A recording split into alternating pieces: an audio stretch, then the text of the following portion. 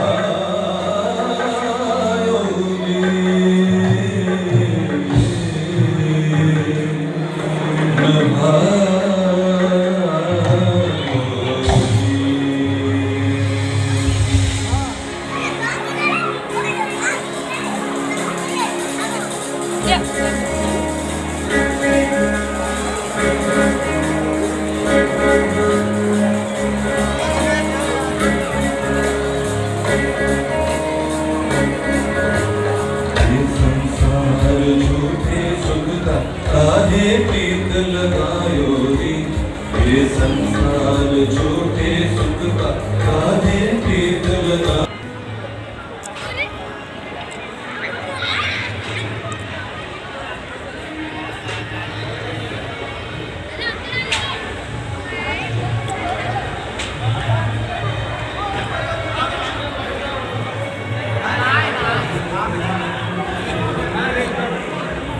मंगल जीवन शुभ यदि चाहो गुरु शरण में आयो रे।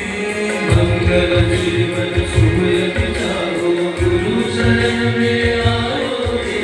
परम दयाल के चरण कमल में, परम दयाल के चरण कमल में, परम दयाल के चरण कमल में, परम दयाल के चरण कमल में प्राण प्रदीप जलायो रे।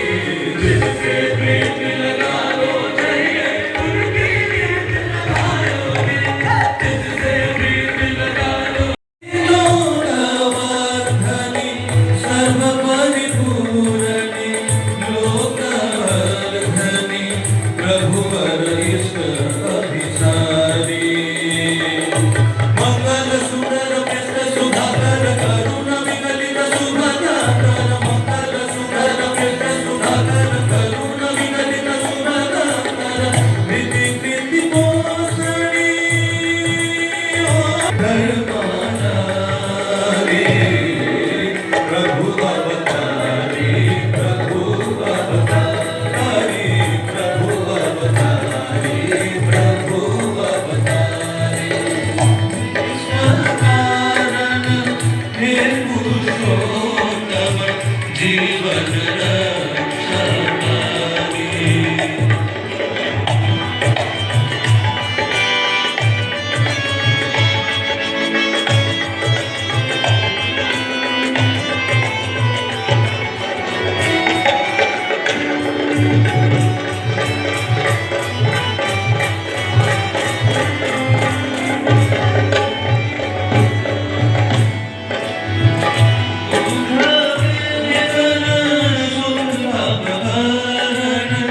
दुख वेदना सुलतापहरण मुक्ति विधायक परम शरण।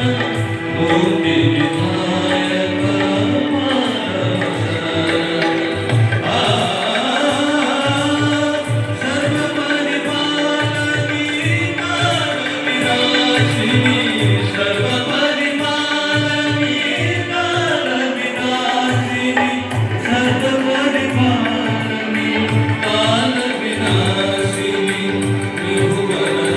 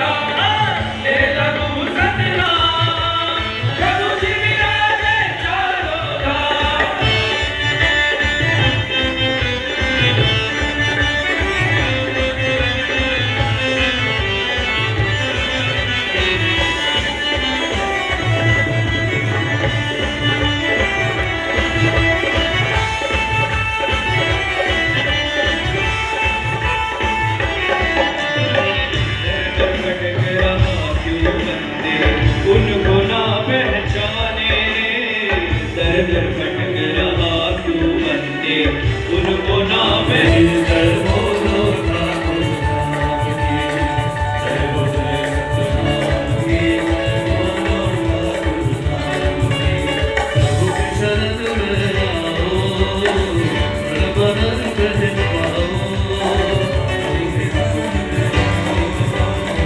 परमानंद दिन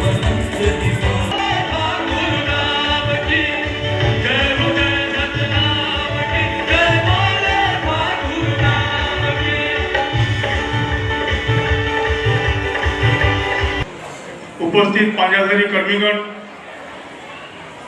आज की इस पवित्र दिन में हम लोग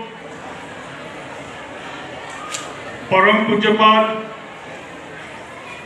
श्री श्री दादा के अमीय प्रेरणा से जो सत्संग श्री मंदिर सूरत की सत्संग विहार 2009 में उद्बोधन हुई थी, आज हम लोग उसकी 15वां सालगिरह मना रहे हैं।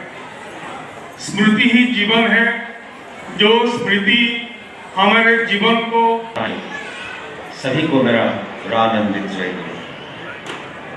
आज सुदूर बेंगलोर शहर से मैं आप लोगों के बीच आया हूं। सूरत सत्संग श्री मंदिर का जो 15वां सालगिरह उत्सव हम लोग मना रहे हैं, उसमें शामिल होने के लिए गुजरात में मैं द्वितीय बार आ रहा हूं। पहले बार 2018 साल में गुजरात का जामनगर शहर में परम ब्रह्म श्री ठाकुर अनुकूल चंद्र जी के एक सत्संग का सेमिनार आयोजन हो रहा था, उसमें योगदान करने का अवसर मुझे मिला था।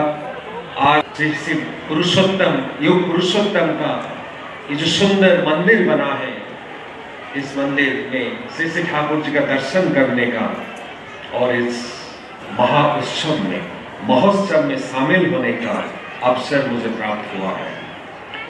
जब उन्होंने कहा, प्रभु जी मैंने सुना आप माँ काली का दर्शन किए हैं। रामकृष्ण देव ने कहा, हाँ मैं किया हूं। उन्होंने कहा, आप कैसे बात करते हैं? रामकृष्ण देव ने कहा, जैसे मैं आपसे बात करता हूं इसी तरह माँ काली का साथ मेरा बातचीत होता है। व्यापारी ने कहा, ठाकुर जब माँ काली अगले बार आएंगी आप थोड़े उनसे बोलेंगे कि मुझे भी थोड़ा दया करके दर्शन दे दें। रामकृष्ण देव ने कहा, हाँ जरूर मैं बोलूंगा, तुम्हारा पता ठिकाना दे दो, मैं माँ को बोलूंगा तुम्हारे पास आ जाएंगे। तो व्यापारी ने पेपर में कागज में कुछ लिख के, एड्रेस लिख के रामकृष्ण देव को दिया। रामकृष्ण देव को पेपर लेके पढ़ा और बोले, ये तो तुम्हारा घर का ठिकाना है, तुम्हारा ठिकाना क्या है? वो फिर पेपर लिया, फिर दूसरा कुछ लिखा और फिर दिया। उन्होंने कहा, अरे ये तो तुम्हारा दुकान का ठिकाना है, तुम्हारा एड्रेस क्या है?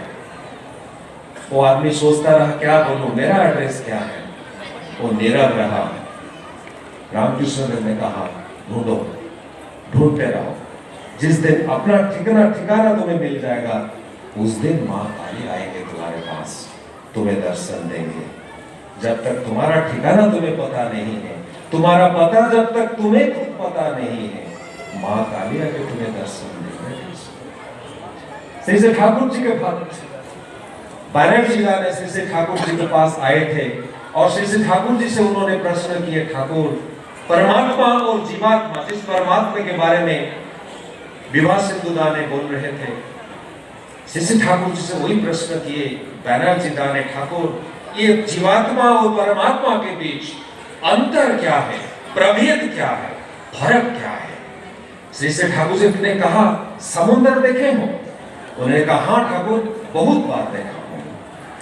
ठाकुर जी ने कहा, जो समुद्र है वो है परमात्मा और समुद्र के ऊपर जो लहर आता है वो है जीवात्मा। उन्होंने कहा, ठाकुर जी समझ नहीं पाया। ठाकुर जी ने कहा, देखो समुद्र से लहर सृष्टि होता है, तो समुद्र है परमात्मा, लहर है जीवात्मा। परमात्मा से जीवात्मा का सृष्टि होता है, तो परमात्मा है सृष्टा, जीवात्मा है उनका सृष्टि। लेकिन जो लहर समुद्र से उठता है वो जाता है कहाँ? फिर वापस समुद्र में मिल जाता है। जीवात्मा जो परमात्मा से सृष्टि होता है, इसका गंतव्य क्या है, उसका पता क्या है, उसका ठिकाना क्या है, वही पता है। उनसे हम आए हैं और उनको पाना ही जीवन का उद्देश्य। लहर सृष्टि होता है समुद्र से, फिर समुद्र से मिल जाना ही हो लहर का वेग जो आता है, उसका जो गंतव्य है समुद्र। इसी तरह हमारा जीवन का जो गंतव्य है वो है परमात्मा। लेकिन अगर लहर कभी भूल जाएगा कि मैं कहां से आया हूं और कहां जाना है, तब तो सब कुछ गड़बड़ हो जाएगा। इसी तरह आज की दुनिया में मनुष्य का हालत वही है, कहां जाना है वो पता नहीं है, गंतव्य क्या है मनुष्य को पता नहीं है। श्री श्री ठाकुर जी कहते हैं जीवन का उद्देश्य है ईश्वर प्राप्ति, ईश्वर को पाना, परमात्मा को पाना ही जीवन का उद्देश्य। एक अनंत जीवन का यात्रा में हम लोग निकल पड़े हैं उनको पाने के लिए। एक था मुसाफिर जो तीर्थ यात्रा में निकल पड़ा था, बहुत सारा मंदिर, मस्जिद, देवालय, तीर्थ स्थान भ्रमण करते हुए अंत में एक साधु का आश्रम में पहुंचा। जब साधु का आश्रम में पहुंचा, साधु का इतना सरल जीवन देखते उसको वो हैरान हो गया कि एक साधु जी का जीवन इतना सरल कैसे हो सकता। वो नीचे बैठते हैं, नीचे ही सोते हैं, अपना कोई ना खाट है, ना कोई चेयर है, ना कोई टेबल है, कुछ भी नहीं है। इतना सरल जीवन है साधु जी से व्यक्ति ने प्रश्न किया, साधु जी आपका फर्नीचर कहाँ है, आपका फर्नीचर कहाँ है? साधु जी ने प्रश्न किया, भाई तुम्हारा फर्नीचर कहाँ है? उन्हें कहा, वो व्यक्ति ने कहा, साधु जी मैं तो तीर्थ यात्री हूँ, मैं तो एक यात्री हूँ, मैं तो सफर में निकल पड़ा हूँ, मैं मुसाफिर हूँ, मैं क्या फर्नीचर लेके घूमता रहूंगा? साधु जी ने कहा, अगर तुम मुसाफिर हो तो मैं क्या, मैं भी तक मुसाफिर हूँ, मैं क्या फर्नीचर लेके घूमता रहूंगा? छोटा सा सवाल का उत्तर में साधु जी ने जो कहा, उसका जो प्रोफाउंड, जो गहरा मीनिंग है कि हम लोग सारे मुसाफिर हैं। एक अनंत जीवन का यात्रा में हम लोग निकल पड़े हैं, लेकिन वो भूल चुके हैं, हम अपना फर्नीचर ढूंढ रहे हैं कि फर्नीचर कहाँ है। फर्नीचर के पीछे भागते रहते हैं कि ये मालूम नहीं है जब हम सफर में जाते हैं फर्नीचर को लेके साथ में जा नहीं सकते। जब कोई ट्रेन में जाता है अपना अगर कोई फर्नीचर उसके साथ है, जब प्लेटफॉर्म में है उसका बोझा हम लोग हाथ में लेते हैं। जब ट्रेन के अंदर